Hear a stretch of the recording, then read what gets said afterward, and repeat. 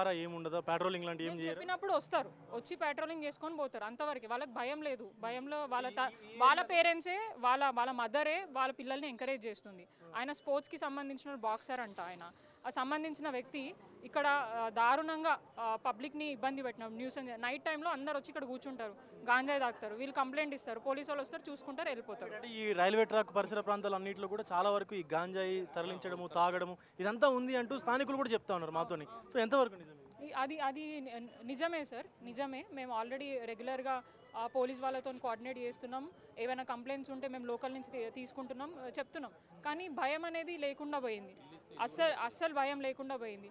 Just ఇది first time కాదు sir, దానికంటే బోనాల కంటే ముందు కూడా జరిగింది ఇన్సిడెంట్. దాని తర్వాత 3 months ముందు కూడా జరిగింది. ఏదున్నా కూడా పోలీస్ వాళ్ళ సహకారంతో మేము చేసే ప్రయత్నం చేస్తున్నాము. అయినా కూడా ఇది ఇట్లా జరిగింది కాబట్టి మాకు నమ్మకం ఉంది డీసీపీ గారి మీద, అడిషనల్ డీసీపీ గారు చేస్తారని. ఇన్ కేస్ కాకపోతే మాత్రం మా చర్యలు కూడా డిఫరెంట్ ఉంటాయి. మొత్తానికి ఇక్కడ ఏదైతే మర్డర్లో ఇన్వాల్వ్ అయి ఉన్నటువంటి పర్సన్స్ ఎవరైతే ఉన్నారో ఇక్కడ స్థానికంగా ఉన్నటువంటి అందరితో కూడా, స్థానికులతో కూడా ఎప్పుడు గొడవలు పడుతూ ఉండేవారు.